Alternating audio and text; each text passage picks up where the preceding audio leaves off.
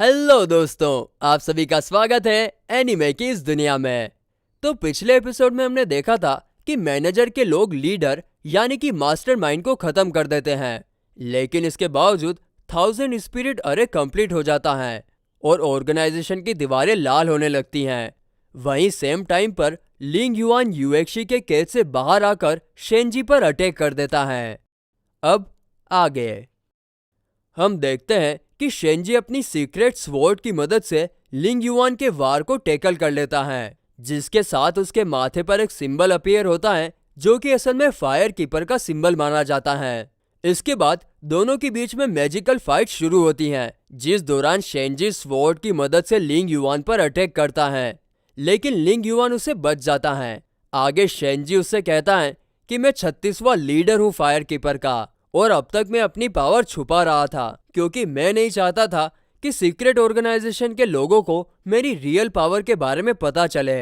तभी लिंग युआन अपनी पावर की मदद से एक मैजिकल बीस्ट तैयार करता है, जिसे देखकर शेंजी ने पहनी हुई रिंग एक्टिवेट हो जाती है और उसके कारण वहां पर काफी बड़ा धमाका होता है। वहीं थोड़ी देर बाद सब कुछ शांत हो जाने के बाद लिंग युआन वहां से चला जाता है।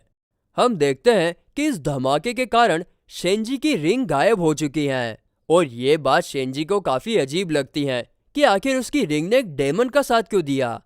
और वो ये सब चीजें सोच ही रहा था, तभी उसे समझ में आता है कि उन्हें टीनेजर लड़की की तरफ मिसलीड किया गया था ताकि वे लीडर को मास्टरमाइंड समझकर ठीक 11 बजे उसे मार दे, क्योंकि वही लास्ट मेंबर था 1000 स्पिरिट अरे का।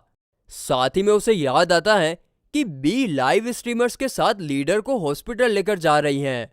अब इस पॉइंट पर वो सारा खेल समझ जाता है कि मास्टरमाइंड लीडर नहीं बल्कि बी है। जस्ट देन हमें फ्लैशबैक दिखाया जाता है कि बी ने अपनी पावर का यूज करके लीडर को वीक कर दिया था, जिसके कारण लीडर ने उसे छोड़ दिया और मैनेजर के लोगों ने उसे ठिकाने लगा दिया। और ये देखकर बी काफी ज्यादा खुश होती हैं, जिससे हम ऑडियंस को कंफर्म हो जाता है कि वही मास्टरमाइंड है।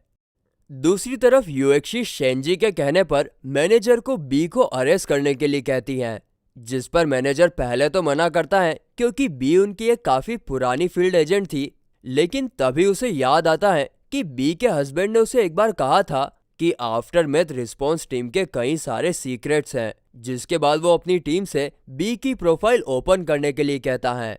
और हमें पता चलता है कि जब एक म्यूटेटेड एनाकोंडा ने ट्रेन पर अटैक किया था, तब सीक्रेट ऑर्गेनाइजेशन के लोगों ने बी और उसकी पूरी फैमिली को सही सलामत वहां से बाहर निकाला था। वहीं अपनी फैमिली को मुसीबत में देखकर बी इमोशनल हो गई थी, जिसके कारण उसकी सुपरनेचुरल पावर एक्टिवेट हुई और तभी से वो सीक्रेट ऑर्गेनाइजेशन के साथ काम कर रही है। तभी एक आदमी मैनेजर के पास आकर कहता है कि 30 साल पहले इल्यूजनरी बटरफ्लाई के अंडे के जार का रिकॉर्ड मिटा दिया गया है और ये सब आफ्टर मैथ रिस्पॉन्स टीम के पिछले कैप्टन के कहने पर हुआ था, जिसमें हमारे पिछले जनरल मैनेजर का भी अप्रूवल शामिल है। इस बात पर मैनेजर उस बंदे को ये चीज सीक्रेट रखने के लिए कहता है, जिसके बाद मैनेजर एक टीम बी के घर पर इन्वेस्टिगेशन करने के लिए भेजता है। दूसरी तरफ मैजिकल कॉइन की मदद से शेंजी बी को हॉस्पिटल के छत पर ट्रैक करने में कामयाब हो जाता है और उसे देखकर बी तुरंत कुछ स्पेल पड़ती है, जिसके कारण लिंग युआन वहां पर अपीयर होता है। यह देखकर बी काफी ज्यादा खुश हो रही थी। तभी शेंजी उसे कहता है कि सोच समझकर विश मांगना, क्योंकि वो एक डेमन है ना कि कोई एंजल। जिस पर बी कहती है कि उसके साथ मेरी डील हुई है, जिसके कारण उसे किसी भी हालत में मेरी विश पूरी करनी ही होगी, और अगर उसने ऐसा नहीं किया तो स्पेल बैकफायर करके उसकी जान भी ले सकता है। आगे लिंग युआन बी के पास आकर कहता है कि मांगो, तुम्हें क्या मांगना है। दूसरी तरफ मैनेजर जनरल मैनेजर को बताता है कि 30 साल पहले इल्यूजनरी बटरफ्लाई के अंडे स्टोर हाउस से किसी ने निकाल लिए थे और मुझे बी पर शक है, जिस पर जनरल मैनेजर उसे 30 साल पहले की कहानी सुनाने लगता है और वही सेम कहानी इस तरफ बी शेंजी और सभी को बताती है। वो कहती है कि जब मैनेजर शाओ फील्ड एजेंट हुआ करते थे तो उनका एक ही रूल था कि किसी भी एजेंट के थ्रू नॉर्मल लोगों को नुकसान नहीं होना चाहिए। साथ ही में वो उन्हें ये भी बताती हैं कि जब म्यूटेटेड एनाकोंडा ने ट्रेन पर हमला किया था तब उसमें करीब 2000 लोग थे, जिसमें से 10% ही सरवाइव कर पाए। लेकिन इतने ज्यादा लोगों के मरने की खबर कभी बाहर नहीं आई, क्योंकि ऑर्गेनाइजेशन ने इल्यूजनरी बटरफ्लाई का यूज करके उन सभी को लिविंग डेथ में कन्वर्ट कर दिया था। यानी कि उनका ब्रेन तो डेड था, लेकिन इल्यूजनरी बटरफ्लाई उन्हें नॉर्मल लोगों की तरह कंट्रोल कर रही थी। जिसे सुनकर शेंजी समझ जाता है कि वे लोग 1000 स्पिरिट अरे के लिए मरने वाले 1000 लोगों को ढूंढ क्यों नहीं पाए, क्योंकि वे लोग मरे हुए होने के बावजूद इल्यूजनरी बटरफ्लाई के जरिए जिंदा लोगों की तरह घूम फिर रहे थे। जिससे हम समझ पाते हैं कि बी ने भी इसीलिए इल्यूजनरी बटरफ्लाई का यूज किया, ताकि ऑर्गेनाइजेशन उन लोगों को ट्रैक ना कर पाए। इसके बाद शेंजी बी से पूछता है कि तुम्हारे पास क्या प्रूफ है कि ऑर्गेनाइजेशन ने 2000 लोगों पर इल्यूजनरी बटरफ्लाई का यूज किया है। इस पर बी कहती है कि यही सिर्फ एक इंसिडेंट नहीं था। 8 साल पहले जब मुझे और मेरी टीम को एक क्रिमिनल को पकड़ने के लिए भेजा गया, तब उसने नॉर्मल लोगों के सामने खुद को ब्लास्ट कर दिया, जिससे कई सारे मासूम लोग मारे गए जिन्हें मैं अच्छे से जानती थी। लेकिन तभी मैंने कैप्टन को कहते हुए सुना था कि ऐसे इंसिडेंट होते रहते हैं, हम इसे फिक्स कर सकते हैं। तब मुझे वो बात समझ में नहीं आई, लेकिन जब अगले दिन मैंने उन सारे डेड लोगों को जिंदा देखा तो मैं सब कुछ समझ गई।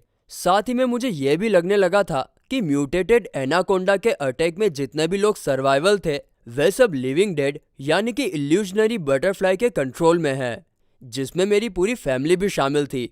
और इसी कारण से उनका बिहेवियर काफी ज्यादा चेंज हो गया था। वहीं मुझे पूरा यकीन था कि ये सब आफ्टरमेथ रिस्पॉन्स टीम के पिछले कैप्टन का किया कराया है। इसीलिए इंजरी के बाद मैंने तुरंत आफ्टरमेथ रिस्पॉन्स टीम ज्वाइन कर ली, इसी उम्मीद में कि मैं पता लगा सकूं कि मेरी फैमिली रियल है या फिर नहीं। इस सिलसिले में पूरे 8 साल गुजर गए, लेकिन मुझे कुछ भी पता नहीं चला।